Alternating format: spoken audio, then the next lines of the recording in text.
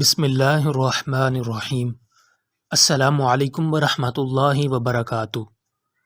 برکہ نام کی یہ جلیل القدر کنیز تاریخ میں ایمن کے نام سے یاد کی جاتی ہیں۔ حبشہ سے تعلق رکھنے والی یہ برگزیدہ خاتون بچپن ہی میں نبی کریم صلی اللہ علیہ وسلم کے والد گرامی حضرت عبداللہ کی خدمت گزار مقرر ہوئیں۔ ان کے انتقال کے بعد وہ حضرت محمد صلی اللہ علیہ وسلم کی والدہ محترمہ کی خدمت کرنے لگیں۔ جب ان کا انتقال ہوا تو حضور صلی اللہ علیہ وسلم کے دادا عبد المطلب نے ایمن کو اپنے 6 سالہ پوتے حضرت محمد صلی اللہ علیہ وسلم کی پرورش اور دیکھ بھال کے لیے مقرر کر دیا۔ نام برکہ، کنیت ایمن۔ بی بی آمنہ کے انتقال کے بعد محمد صلی اللہ علیہ وسلم کی پرورش کی تمام ذمہ داری ایمن پر آ گئی۔ وہ نہایت نیک اور صالح خاتون تھیں، صبر و استقامت، فہم و فراست کی پیکر اور محبت و شفقت کا خزینہ۔ حضور صلی اللہ علیہ وسلم سے بے انتہا محبت کرتی تھیں۔ جب آپ صلی اللہ علیہ وسلم نے حضرت ختیجہ رضی اللہ تعالی عنہا سے نکاح فرمایا تو انہیں آزاد کر دیا۔ ایمن کا پہلا نکاح عبید بن زید سے ہوا، جن سے ان کے ہاں ایمن نامی بیٹا پیدا ہوا۔ انہی کے نام سے ان کی کنیت ایمن مشہور ہوئی۔ حضرت ایمن کو شرف صحابیت حاصل ہوا اور وہ غزوہ حنین میں شہید ہوئے۔ حضرت عبید رضی اللہ تعالی عنہ بھی مسلمان ہو گئے تھے، تاہم وہ بیٹے کی پیدائش کے کچھ ہی دنوں بعد وفات پا گئے۔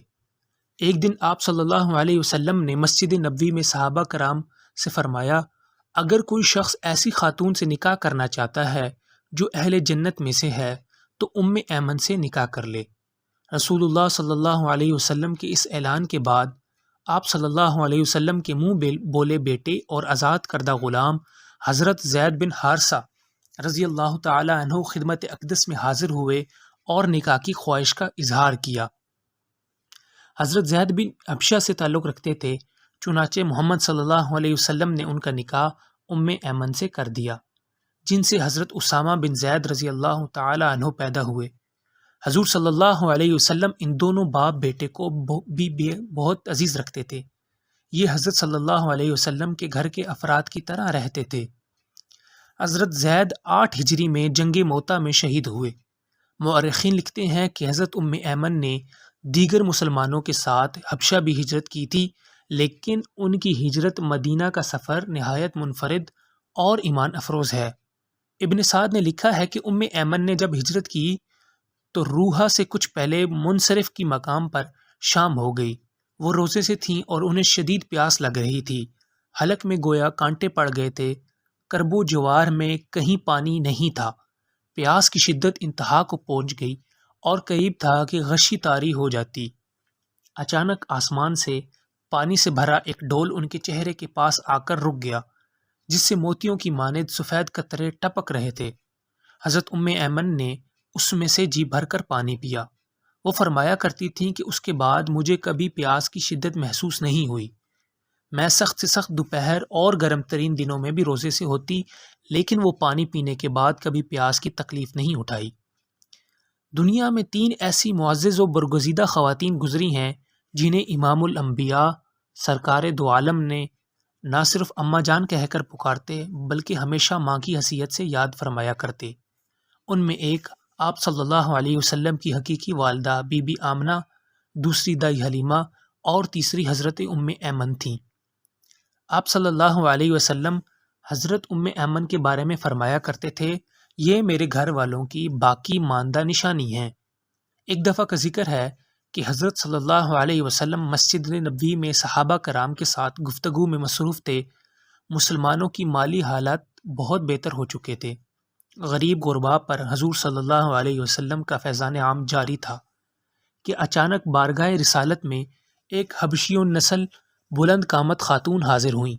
جیسے ہی حضور صلی اللہ علیہ وسلم کی نظر مبارک ان پر پڑی تو آپ صلی اللہ علیہ وسلم تیزی سے کھڑے ہو گئے اور میری اماں جان کہتے ہوئے ان کی طرف لپکے۔ انہیں نہایت ادب و احترام کے ساتھ لے کر آئے، اپنی چادر بچھائی اور فرمایا، اماں جان یہاں تشریف رکھیے۔ انصار مدینہ ان خاتون سے زیادہ واقف نہ تھے، لہٰذا حضور صلی اللہ علیہ وسلم کی جانب سے ادب و احترام کا یہ مظاہرہ دیکھ کر بے حد حیران ہوئے۔ صحابہ کرام نے انہیں بتایا کہ یہ حضور صلی اللہ علیہ وسلم کی والدہ حضرت ایمن ہے۔ بہرحال آپ صلی اللہ علیہ وسلم نے فرمایا، اماں جان کیسے آنا ہوا؟ بولیں، اے اللہ کے رسول، ہمارے پاس سواری کا کوئی جانور نہیں ہے، لہٰذا سفر میں بڑی دقت پیش آتی ہے، کوئی اونٹ عنایت فرما دیں۔ اس پر آپ صلی اللہ علیہ وسلم نے فرمایا، اماں جان میں آپ کو ایک اونٹ کا بچہ دے دیتا ہوں۔ ایمن بولی، میں اونٹ کے بچے کو لے کر کیا کروں گی؟ مجھے تو فوری سواری کے لیے اونٹ چاہیے۔ آپ صلی اللہ علیہ وسلم نے فرمایا، مگر میں تو آپ کا اونٹ کا بچہ ہی دوں گا۔ ایمن کچھ حیرانی اور کچھ محبت بھری خفگی کے ساتھ بولیں، یا رسول اللہ، اونٹ کا بچہ میرے کس کام کا؟ وہ تو میرا وزن بھی نہیں اٹھا سکتا۔ حضور صلی اللہ علیہ وسلم نے خادم کو اشارہ کیا اور فرمایا، میری ماں، میں تو آپ کو اونٹ کے بچے ہی پر سوار کروا کے گھر بھیجوں گا۔ اتنے میں خادم ایک فربا اور خوبصورت اونٹ لے کر حاضر ہوا۔ حضور صلی اللہ علیہ وسلم نے مسکراتے ہوئے فرمایا، اماں جان، ہر اونٹ کا بچہ ہی تو ہوتا ہے۔ آپ صلی اللہ علیہ وسلم کی اس پرلطف مزاح پر ایمن سمیت پوری مجلس کشتے زعفراں بن گئی۔ ایمن نے اونٹ کی نکیل تھامی اور دعائیں دیتی ہوئی ہنسی خوشی واپس ہو گئیں۔ انصار مدینہ نے حضور صلی اللہ علیہ وسلم کو بہت سے باغات دیے تھے جو آپ صلی اللہ علیہ وسلم نے مہاجرین میں تقسیم کر دیے۔ فتح خیبر کے بعد آپ صلی اللہ علیہ وسلم نے وہ باغات انصار کو واپس کرنے کا حکم دیا۔ حضرت انس رضی اللہ تعالی عنہ کی والدہ کا باغ ایمن کو ملا تھا۔ حضرت انس رضی اللہ تعالی عنہ ان کے پاس آئے تو ایمن نے باغ واپس کرنے سے انکار کر دیا۔ حضرت صلی اللہ علیہ وسلم کو جب علم ہوا تو انہیں اس باغ سے کئی گنا زیادہ عطا فرمایا۔ ایمن نے غزوہ احد میں شریک ہو کر زخمیوں کو پانی پلانے اور ان کی مرہم پٹی کی خدمت سر انجام دی۔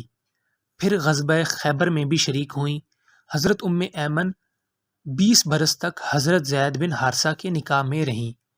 تقریباً 12 سال مکے میں اور لگ بھگ 8 سال مدینہ منورہ میں دونوں میاں بیوی دن رات حضرت صلی اللہ علیہ وسلم کی خدمت پر مامور رہے۔ جنگ موتا میں حضرت زید کی شہادت کے بعد انہوں نے نکاح نہیں کیا۔ حضرت عثمان رضی اللہ تعالی عنہ کی خلافت کے ابتدائی دور میں مدینہ منورہ میں وفات پائی اور جنت البقیع میں تدفین ہوئی۔ اللہ پاک سے دعا ہے کہ اللہ پاک ہم سب کو عمل کرنے کی توفیق عطا فرمائے اور پیارے نبی صلی اللہ علیہ وسلم کی سنتوں پر عمل کرنے والا بنائے۔ آمین ثم آمین۔ جزاک اللہ۔